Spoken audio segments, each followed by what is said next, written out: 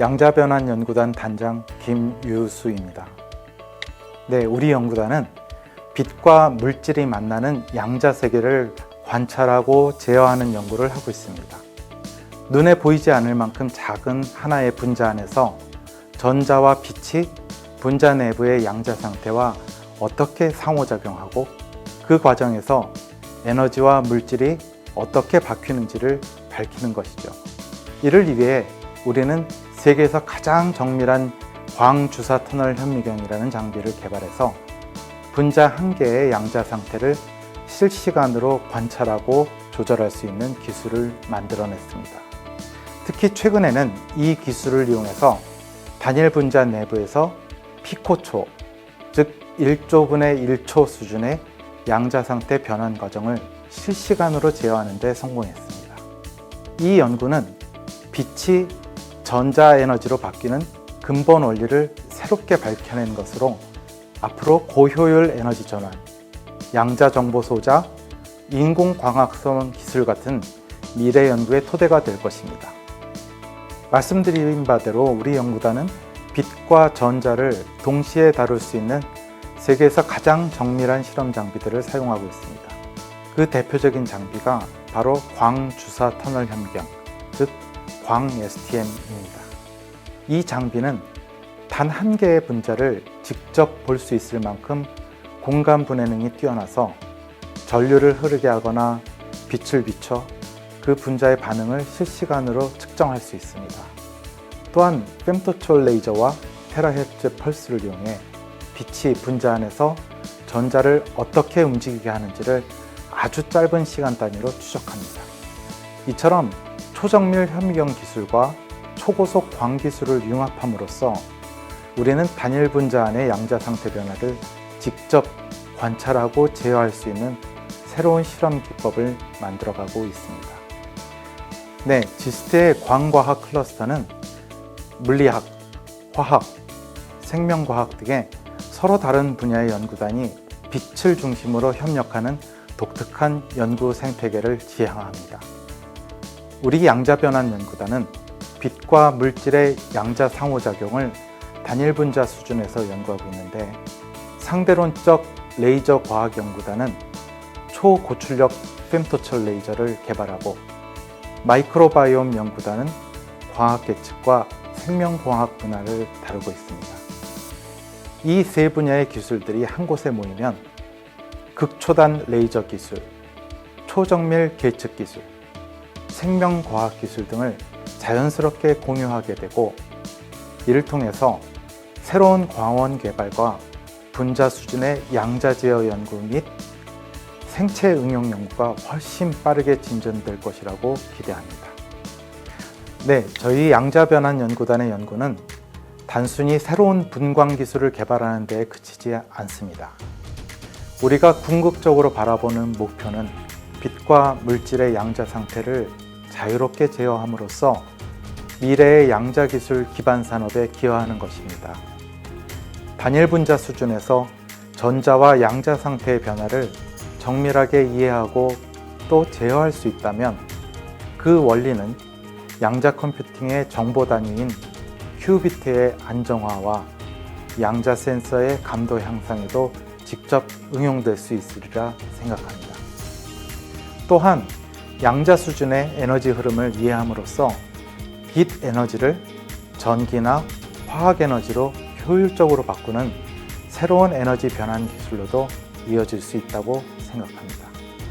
즉, 저희의 연구는 지금은 기초과학이지만 미래의 양자 소자, 양자 센싱, 차세대 에너지 기술의 근본 토대를 다지는 일이라고 생각하고 있습니다. 사실 오랫동안 외국에서 살다가 한국으로 돌아와 연구단을 새로 꾸미는 과정은 쉽지 않았습니다.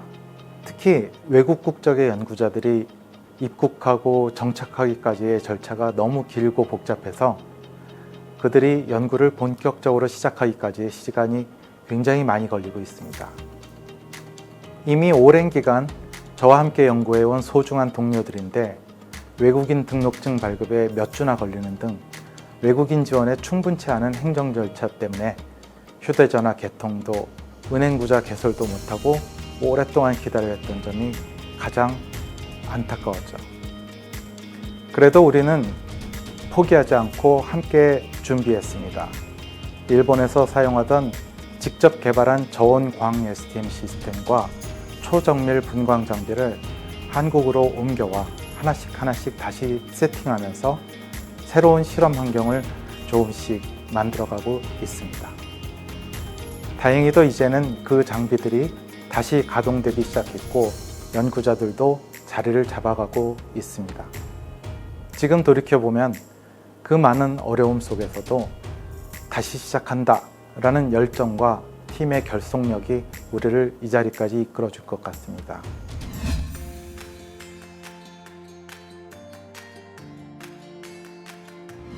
안녕하세요. 상대론적 레이저과학 연구단의 연구단장 김경택입니다. 상대론적 레이저과학 연구단에서는 레이저 세기가 매우 강력해져서 물질 속의 전자의 속도가 빛의 속도에 근접해질 때 나타나는 그런 현상들에 대해서 연구하고 있습니다. 이때 상대론적인 현상과 양자역학적인 현상이 동시에 나타나는데 이러한 극한의 영역에서 발생하는 물리학, 즉 강력장 양자 전기역학에 대한 연구를 주로 수행하고 있습니다. 저희는 4페타와트급 레이저를 이용해서 세계 최고 레이저의 세기를 이미 달성했고 현재까지 이 기록은 세계 기록으로 유지되고 있습니다. 또한 최근에는 대표적인 강력장 양자 전기역학 현상인 비선형 컴퓨턴 산란 실험에 성공한 바 있습니다. 저희들은 이제 4페타와트급 티타늄 사파이어 레이저를 보유하고 있습니다.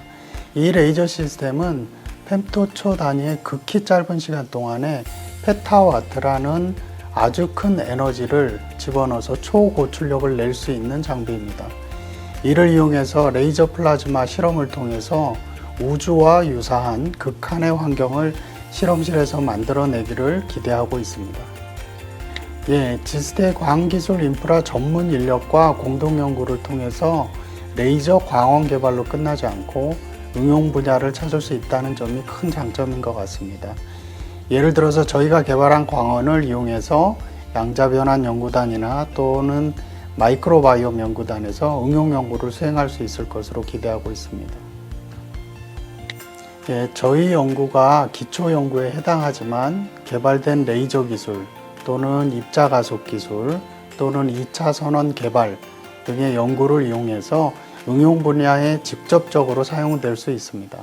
전자 또는 양성자 가속을 통해서 암 치료에 응용되기도 하고 고출력 레이저의 경우에는 국방 기술에 직접적으로 기여하기도 합니다. 또는 극자외선이나 X선 같은 2차 선원을 개발해서 반도체 개발, 평가와 같은 산업 현장에서 직접 사용되기도 합니다. 따라서 기초과학 연구가 첨단 산업 또는 의료와 같은 응용 연구에서도 큰 힘을 발휘한다고 말씀드릴 수 있습니다.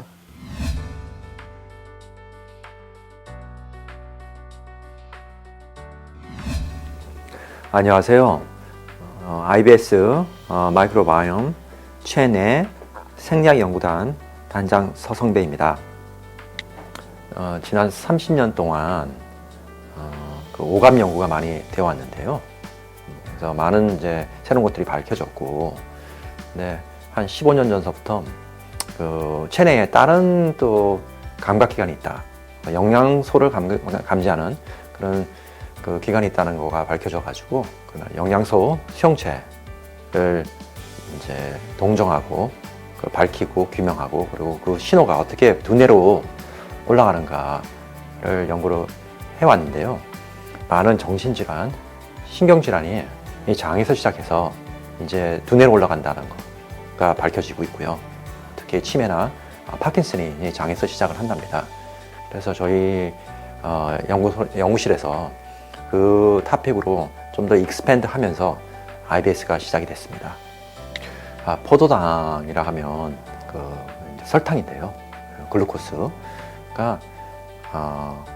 그 양분하고 그 당분이 다 있는데, 당분 같은 경우에는 우리 혀에 있는 미각세포로 감지를 하고요.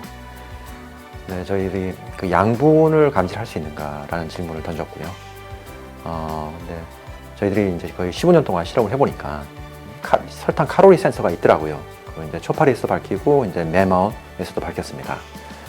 그래서 이 그 센서들이 장에서 이제 설탕 칼로리를 인식을 해가지고 두뇌로 이제 보내는 그런 일을 하는데, 당뇨병 환자나 비만 환자들의 그 회로가 많이 망가져 있더라고요. 설탕 칼로리 센서하고 그 회로뿐만 아니라 나아가서는 비만이나 당뇨병에 도움이 되는 연구가 되지 않을까 생각됩니다. 설탕 칼로리 센서가 있다고 하는데 그게 어디 있는지, 그게 무엇인지, 그걸 어떻게 찾을 수 있을까요? 네, 초파리에서 보니 초파리도 그런 설탕 칼로리 센서를 인지를 하기 때문에 스크린해서 찾은 거가 설탕 칼로리 센서고요. 그리고 그거를 이제 뇌말에 적용을 해서 했던 것들이 그런 인비보 이미징, 행동하는 그 동물에서 이제 뇌파 측정하는 거가 있겠고요. 음식물 같은 경우는 오감 미각 세포를 자극하고 싶지 않아서 이제 장으로 바로 투여하는 그 intragastric infusion이라는 그런 테크닉도 쓰고요. 그리고 이제 마이크로바이옴이 중요하기 때문에 여러 그 전프리를 만들어서 이제 그런 특정 그 마이크로브를 이제 투여하기도 하고 그렇습니다. 여기에 그 한국 초파리 은행이 있고요. 은행에는 그 거의 10,000개 내지 20,000개 되는 그 초파리 라인들이 있습니다. 라인들을 스크리닝 해가지고 우리가 그 수용체를 찾고 설탕 칼로리 센서를 규명하는 일을 그동안 해왔고요. 그리고 저희들이 그 초파리 가지고 이제 장을 연구하는 그런 K것 그 프로젝트를 한 5년 전에 시작을 했는데, 이제 여기 오면서 K것 마우스, 그 마우스에서 장 연구하는 거를 시작을 할 거고요. 그리고 여기 이제 마이크로바이옴 관련된 이제 무균 센터도 이제 지어지기 때문에 최고의 환경에서 이 분야 연구를 할 수 있을 것 같습니다. 첫 번째는요, 과학에 대한 질문인데요. scientific question. 근데 이 질문을 잘해야 됩니다. 질문이 그 프로젝트에서 한 반쯤 되거든요. 그럼 좋은 질문은 어떤 게 좋은 질문인가? 예를 들어서 너무 재밌어. 너무 재밌고 너무 흥미로운데 실현 불가능하면 이게 좋은 질문이 될 수 없고요. 근데 충분히 가능한데 뭐 이렇게 흥미는 없어. 그러면 좋은 질문이 될 수가 없고요. 그 적정선이 있을 겁니다. 흥미롭고 우리한테 필요한 질문인데 또 가능해. 찾아보니까 이런 기법이 있어서 가능해. 하는 거 좋은 질문이 될 수가 있고요. 두 번째로는요, 선택적인 고립을 좀 해야 되지 않을까. 일본에서 노벨상이 처음으로 교토 대학교에서 나왔는데 그 이후로 과학에서는 계속 교토 대학교에서 나오고 있습니다. 동경대가 아니라. 그 이유가 제 보기에는 좀 더 시골이고 좀 더 널널해서 아웃 오브 박스 하는 그런 생각을 할 수 있기 때문에 편하고 좀 널널한 공간에서 과학을 하시는 것도 좋은 길일 것 같습니다.